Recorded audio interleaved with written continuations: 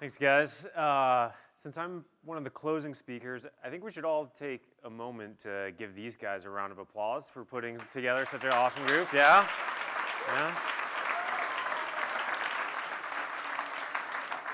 Yeah?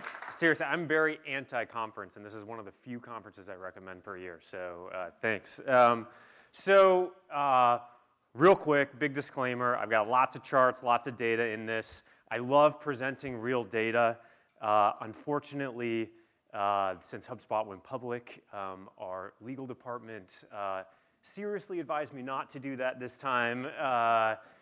So all data in this presentation has been made up, but the learnings are very real. They're 100% real. And so that's the most important piece of it. And so I'm not going to repeat this as well. So just assume every single piece of data you see in this is sort of made up. And so basically, I wanted to ask a question like, what is the most important piece of growth, right? We've heard a lot about a lot of things today. And we talk about a lot of things, you know, about virality, super sexy, talking about the latest viral app, the latest and greatest sort of acquisition hack. But I think the thing that gets lost in a lot of this conversation is retention. And I think if you walk away from this presentation with one learning, it's that if you don't have good retention, you don't understand your retention, literally nothing else matters. Just stop. Just stop and get a handle on what your retention is and really understanding that. And so the reason why retention doesn't matter, and this is a little hard to comprehend here, but I'll explain what we have here, but this is what bad retention looks like. So what you see here on all of the different layers are new cohorts of users, new groups of users we acquire. And those groups shrink over time because they aren't retained, right? And so what happens is if we were sort of just in the early part of this graph here, we'd look like we were growing. We looked like we were thinking we were doing okay. But what we don't realize is under hood there's a really big problem, and what we're headed for is basically flatlining, or eventually if we carried this graph out, we'd eventually basically plummet to zero. So no matter what, no matter in this example, basically we're acquiring a similar amount of users basically week over week or month over month. Eventually we get to a point where it doesn't matter. We basically flatline in growth. And so what does good retention look like? It kind of looks like this, where basically every group of user, eventually we retain a sustainable amount of them. And these layers start to stack on top of one another. And so that as we acquire a similar amount of users in each group, they kind of stack on each other and actually form sort of an up and right growth curve. And what awesome retention looks like, right, we can also look at this like on a revenue basis. And so in subscription-based startups, our cohorts that actually expand in size, right? This is often referred to as net negative churn. And so in this case, with awesome retention, right, you really start to get that power law, that exponential looking graph really sort of up and to the right. But this isn't it, right? So I'm not going to go through the math, but there's a lot more to retention, right? So as we increase retention, we actually increase other things. The first thing is virality, right? So as we retain a user for longer and longer periods of time, we get more and more opportunities to basically get them to invite other users and bring other users into the app, right? So the longer that I use Dropbox, probably the more times I'm going to share a folder with somebody who might not be a user, right? A lot more opportunities to bring users back into Dropbox. So as I increase retention, I also increase virality. As I increase retention, I also increase LTV, right? Obviously, the longer that I retain a user, the more I'm going to monetize them, no matter what type of startup you are, right? Even if I'm an ad-supported consumer app like Twitter, the longer I retain a user, the more ads I'm going to serve to that person, therefore the more I'm going to monetize that user, right? And as I increase my LTV, we have another effect, right? Where I can typically afford a higher cost per acquisition at the top of the funnel. And as I can afford higher acquisition costs, a lot of options open up. I might be able to acquire users out of a more expensive audience. I might be able to expand to a channel that was once too expensive for us, but is now actually pretty efficient cost-wise. And so as you increase your retention, you increase your LTV, and you start to open up things at the top of the funnel. There's also another one, right? So in sort of like freemium-based startups, right? As I increase my retention, I typically increase my upgrade rates as well, We see this in basically one of our products at HubSpot called SIDEKICK, is that the better our retention is for a cohort, the greater percentage of that cohort we tend to upgrade over time, which basically over time then leads to another effect, which is decreasing payback period. I make my money back from my acquisition costs much faster. There's more to this, but the point is that every improvement that you make to retention also improves all of these other things: virality, LTV, payback period. Right? It's literally the foundation to all of growth. And that's really why retention is the king of growth, right? So what I want to do next is basically talk a little bit deeper about what the sort of the anatomy of retention looks like. And so retention all starts with cohorts, right? So you all probably are familiar with kind of a cohort graph like this. And this is kind of out of Mixpanel. And the easier way to look at is basically translating these cohort charts into retention curves. And so what a standard retention curve looks like is basically taking cohort and over time, looking over time, what percentage of that user base is still active, right? And so a retention curve basically looks very different depending on what type of company you are, whether you're an e-commerce startup, a subscription startup, maybe a consumer app or a mobile game. But there's one thing that's kind of consistent between all of them that's really, really important. And that's that the retention curve flattens off at some point.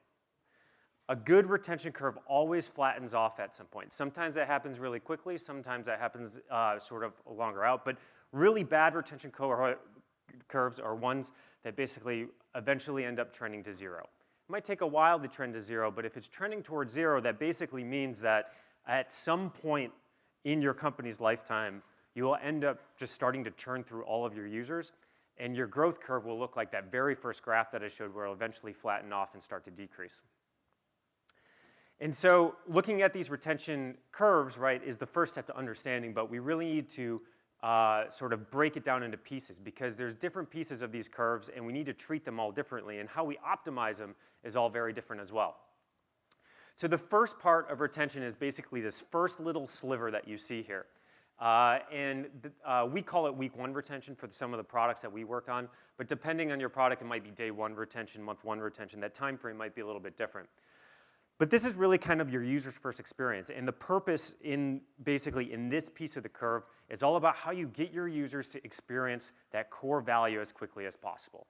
A lot of people refer this to as like the aha moment. The common example is the 7 friends in 10 days from Facebook, whatever that metric is. But the real big purpose, if you want to improve this piece of your retention curve and understand this retention curve, is understanding how quickly you get your users to experience that core value that your product offers.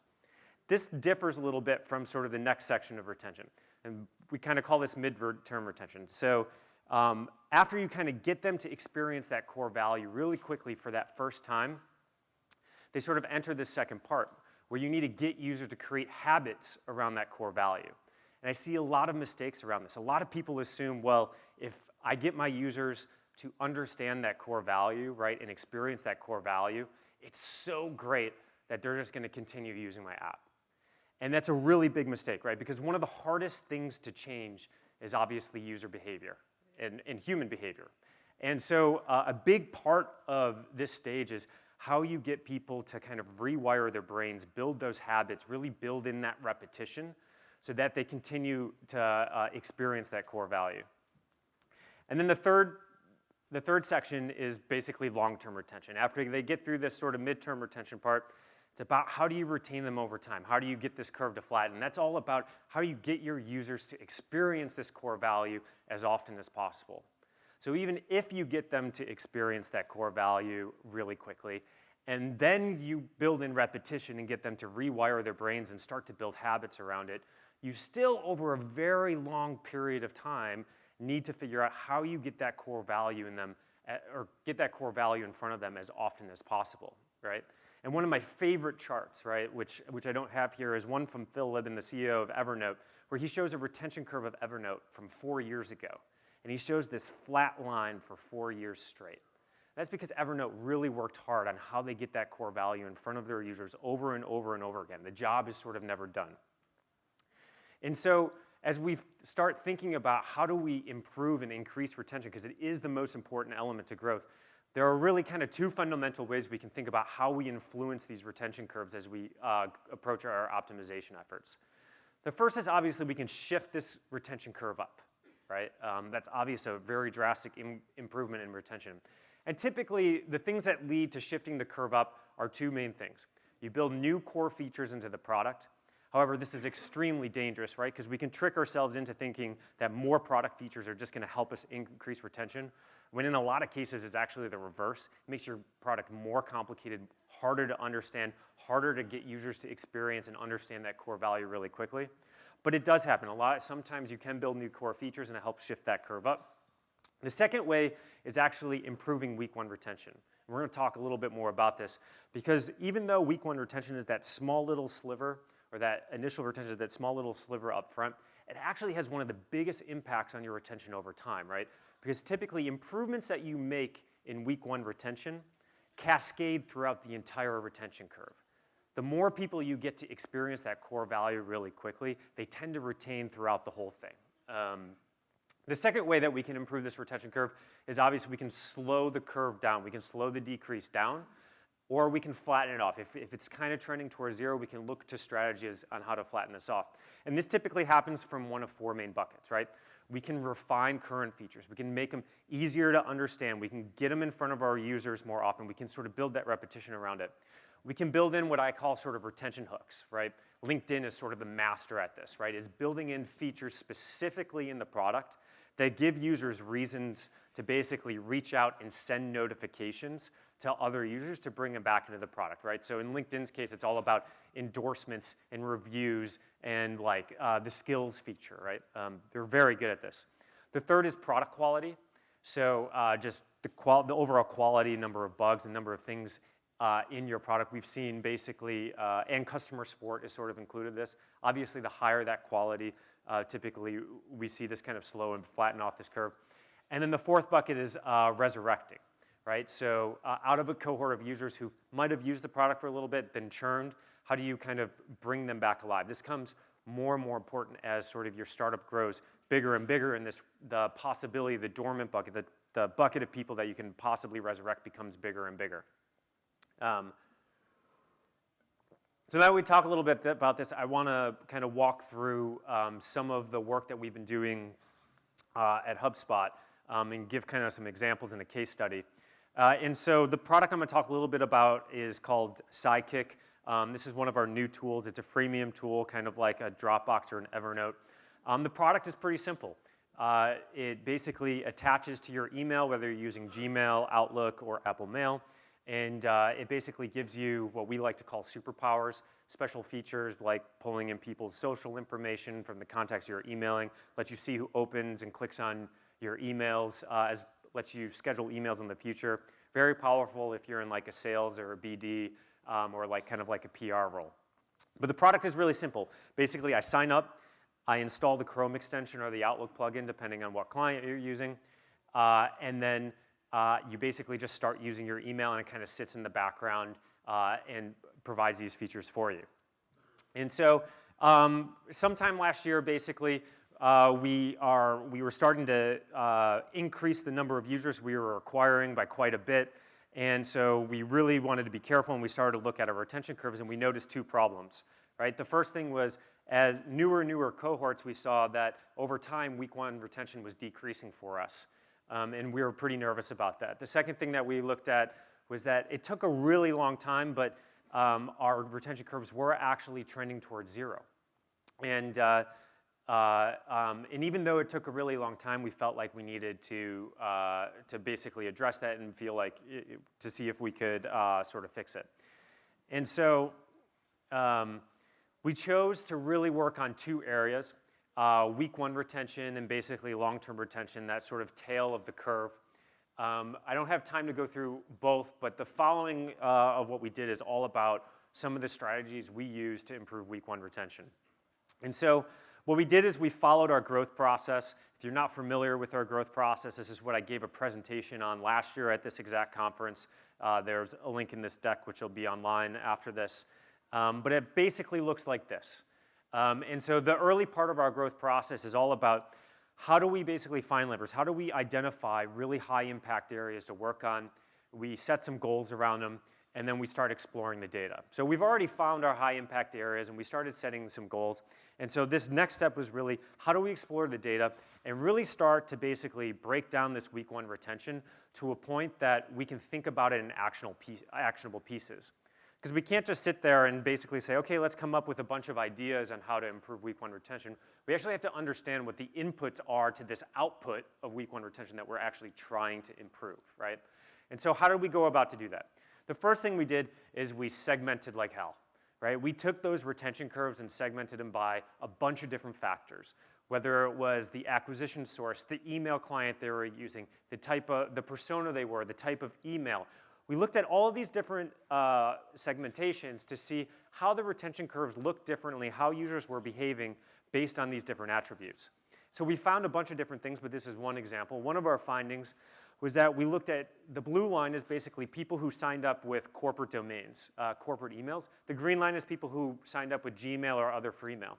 And what we found was people who signed up with corporate emails basically not only had higher week 1 retention, but they also had slower user churn over time. And so that started to give us hints around what starts to affect week 1 retention. The thing that this told us was that people who entered our product with the work context versus the personal context actually retained a lot better. So we're like, this is pretty interesting. We found a few other things in this, but then we also did a second thing, and we looked at quantitative indicators. And so we looked at basically the quantitative behavior by comparing data between those who churned in week 1 and those who ended up retaining, right? And you can do all sorts of fancy analysis like regression and stuff, but literally, I think it's very underestimated just by getting your hands dirty, getting into the data, and just kind of exploring it manually, like looking at these two groups of users, those who retained and those who churned, and start to basically identify on your own how they look different. And so one of the things we found was this, right? Which was what this chart shows is that out of the users who churned in week 1, how many emails did they send on day 1? And the vast majority ended up only sending 1 email. And that was really, really confusing to us because basically with our product, once you have it installed in your email, it's just on, right? You just have to start emailing and start using it. And so that meant the users were taking a very specific set of actions to either uninstall the product or basically change the settings, which was very much hidden within our product, to basically turn these features off, right? And so this basically really started to get us to ask a lot of questions, which led us to our third thing that we did. And so what we do a lot on Sidekick is we collect a lot of one-on-one qualitative data. And the way we do this is not necessarily one-on-one in-person conversations. We send extremely targeted one-on-one emails to users that look like they're coming from a personal user account, asking them very open-ended questions, right? So in this case, what we did is we started basically pulling lists of users who displayed that previous behavior I showed, only basically sending 1 email with our product on that first day. And we sent them an email and we said, hey, so-and-so, we noticed that you installed Sidekick but only sent 1 email with it. We were wondering why. We love brutal honesty, smiley face. Please send us some feedback, right? And we get tons of responses by doing this. And basically, all these responses come in, and out of the responses, what we do is we keep asking the question why. The people who talk, we just get them to keep talking. We just say, oh, that's really interesting. Please tell me more, right? And as we do this, we collect all of these responses, and we start categorizing them. And we end up with a bunch of different categories and trends for this reason that these users are displaying this specific quantitative behavior, right? And so we look for a lot of things in this, but one of the main things we look at is not only the category of reason that they're describing, but the language that they're using to describe the problem. And so we had this big segment that basically we categorized as didn't understand the product, but the language that we kept coming up was they didn't have time to figure it out. And once again, we found that really confusing because there was nothing to figure out after you installed the product, right? You installed the product and you just started to send emails, right? And the product started to work. It started to track emails for you. We started pulling in the data, all of that stuff. So anyways, we collected all of this data, and by the end of these 3 things, we started to get a lot of hypotheses, big hypotheses around what was causing sort of this week 1 churn. And so we went into the next step of our process. We started brainstorming ideas against all of this qualitative and quantitative data. We started prioritizing these ideas. We started designing what we call minimum viable tests. And so the first test that we ran was, man, we looked at the first landing experience of our product, and this is what it looked like after. But before this, we had 19 different call to actions on this page. It was crazy, right? It was like a Frankenstein page that had been put together over time. And so we were like, you know what? People are saying they don't have time to figure it out because this page is just way too confusing. And so we're like, all right, let's just, you know, as a start, let's just clean it up. Let's just, you know, just basically take away all of the CTAs. Let's, you know, that's definitely going to work. That failed by a lot. And so we were like, huh.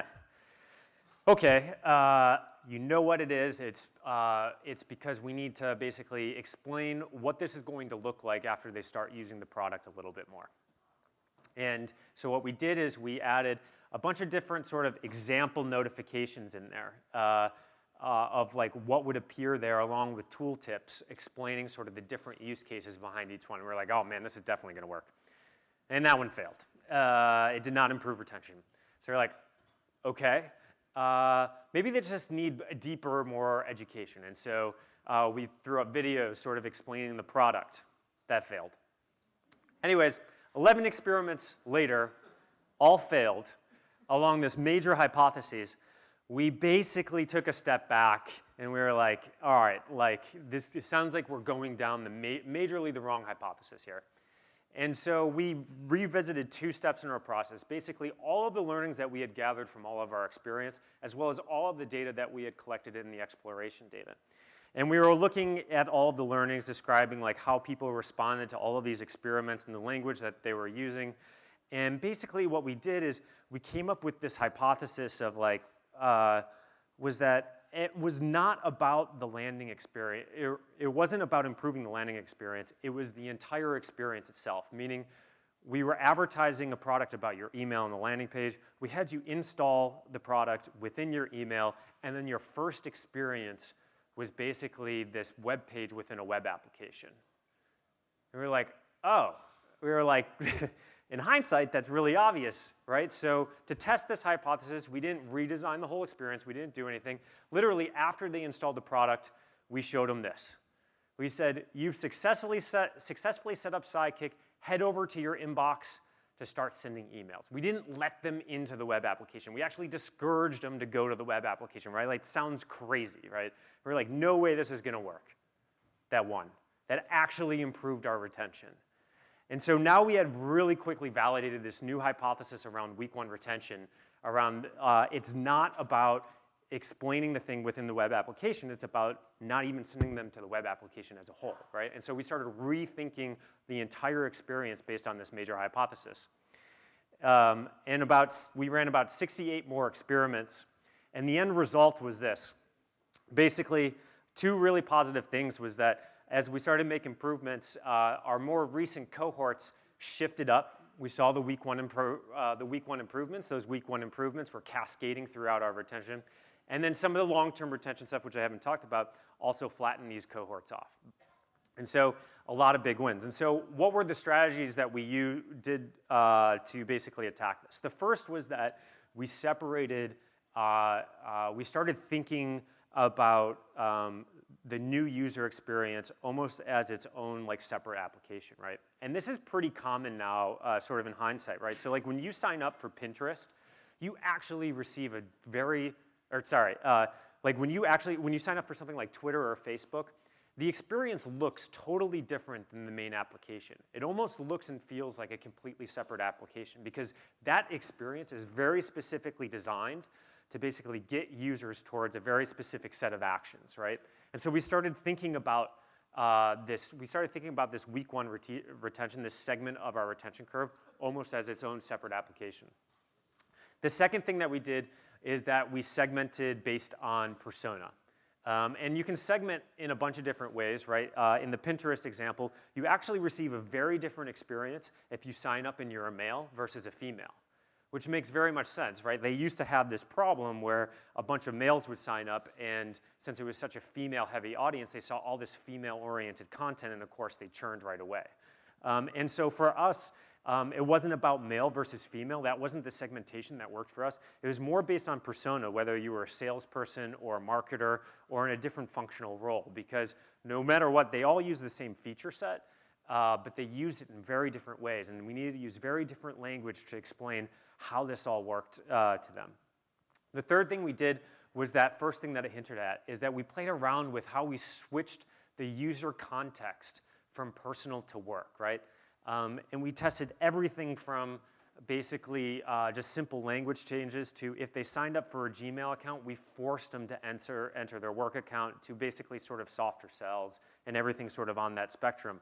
But what we did a lot about is we found sort of the context that users entered with that helped them retain and understand the product easier, and tried to switch them into that context right away. The fourth thing we did is that we really tested the medium of education. We tried a bunch of different things, whether it was tooltips or videos or sort of static images and stuff. And I think a lot of people kind of assume, oh, well, just video is just better for my audience or so-and-so. And we actually found that there was very drastic differences between the medium of education that we used for different audiences. And then the last but not least, and we kind of found this on accident, was content. We were auto-subscribing some of our users to the content that we were producing on our blog. And at one day, like, I don't even know how we stumbled on this data, but we looked at this and we kind of broke this down. We realized that users that were receiving our blog content, it wasn't even about the product, it was about a bunch of other things, actually retained significantly higher for us, right? And so we're continuing to validate this and optimize this, but these 5 strategies led to very significant results on retention without even introducing a new feature into our product. Along the way, we kind of learned a lot of challenges about how you go about and optimize and think about retention. And there's a few here. The one is that it's really sneaky, right? Retention problems can really sneak up on you. So it looks like a lot of times your top line growth can be growing, but under the hood, there's a lot of problems that are going to sneak up on you a little bit later. The second thing is that what we call soak time. So different experiments need a different amount of time to get to valid results, right? And retention experiments, by nature, need a longer time to soak because you have to see how cohorts of users behave differently over time. There's ways to combat this by using different leading indicators, but to get true and fully valid results, you really need to let these things sink over time. And what this does is it reduces your throughput of experiments and kind of slows down progress, right? And so that was one of the big challenges we ran into. And then the third is just getting the cohort sizes that we needed, since we needed was a little bit tougher than doing kind of top of funnel experiments with sort of our ads and our content.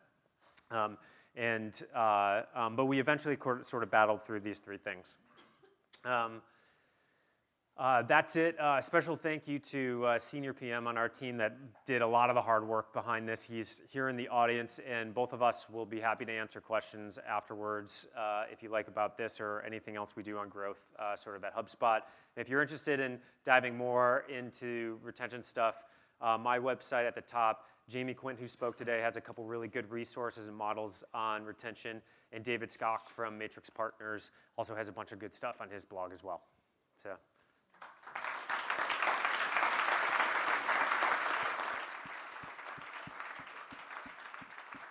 Any questions? I think we got like a couple minutes.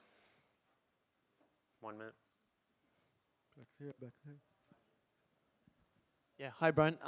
Can you give us an example of a leading indicator that you would use to combat that the time frame to run the experiment? Yeah.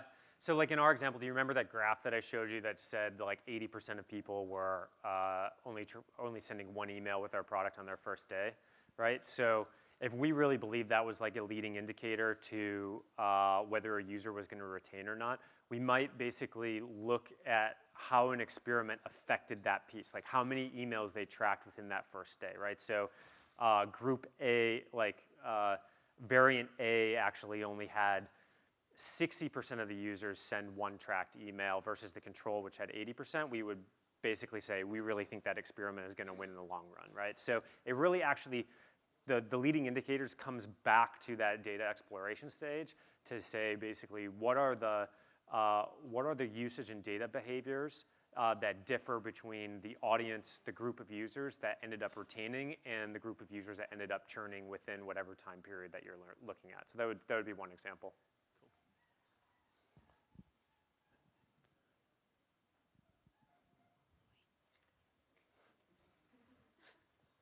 There's a mic running back here.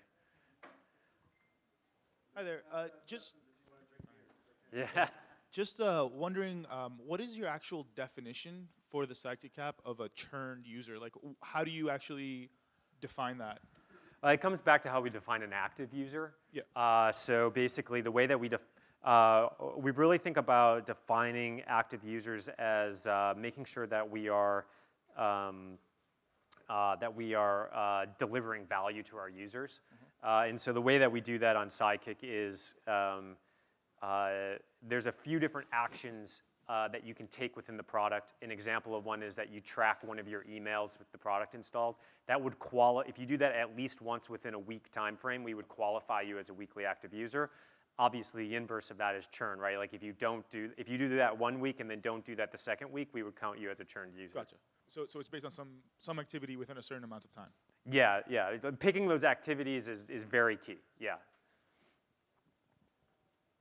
What about resurrection? Did you run the same process? Did you users that you lost? That's a great question. So he was asking about resurrection. So we thought about resurrection a lot more in like all the efforts that we put into the tail of that graph of figuring out how we flattened it out, and we did do a lot.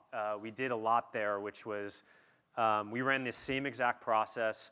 What we found a lot with so what happens, the big problem is, and I didn't talk about this, is when your long-term retention sort of trends towards 0 and you sort of explore the reasons why, they tend to fall into one of two macro buckets. It's either actionable or not actionable, right? And the not actionable bucket typically means you don't have product market fit. And I've had problems with this in my past startups where the people who weren't retaining because there was something fundamentally wrong with one of the assumptions that we had made about the value that our product had delivered, right? In Sidekick's case, we were very lucky. Everything was actionable that we sort of came up with. It was things like I ran into a number of bugs. We had a bunch of users getting accidentally logged out of our product. And when they got logged out of the product and disappeared from your email, they could basically decide they wanted to turn off email tracking for a specific period of time for some reason, and then they would just totally forget about it, right? There was a bunch of these reasons, but we ran the exact same process of basically exploring this data, coming up with the identifiers between people who did display the behavior, didn't, looked at the one-to-one qualitative data, brainstormed a bunch of ideas against those, and started experimenting a lot. And so resurrection actually ended up being a bigger contributor to helping us sort of flatten out our retention curve than I originally expected. And last one. How much money did Dave actually offer you? To be honest, I don't remember. I have no idea. Failures in your attempts Yeah. to discover what was going wrong. Can you tell us how long does each attempt takes, and so that it gets enough representation as a sample? Well, it really depends on so he's asking like how long did it take to understand if an experiment was failed or not, basically, right? And it really depends on what the experiment is designed to validate. So in this case, it was really tough. Like on the week 1 retention stuff, from implementation to getting a result would take about 2.5 to 3 weeks, right? Because you have to gather one full week of a cohort, then you've got to let that thing soak for another week, and then we've got to turn off the experiment and analyze the experiment, so it would take a little while. And so a big part of this was how did we run different experiments in parallel and making sure that we were sort of taking the right swings. And then, of course, the other piece of it is, if you get really good at this, is looking at those leading quant indicators to make earlier decisions. If something just looks like it's totally failing, right, you can turn it off faster and move on to your next idea instead of just sort of waiting out the whole thing, right? So yeah, it would take about 2.5, 3 weeks. We have a whole team working on this. There was a whole product team of basically a PM and 1 PM and 2 engineers were working on this. Yeah. Yeah, some we would do in parallel. Basically, we have like infrastructure that we've built that basically logs users and different experiments and different variants, and so helps us basically control for all of that. So, but it's all done. Can you just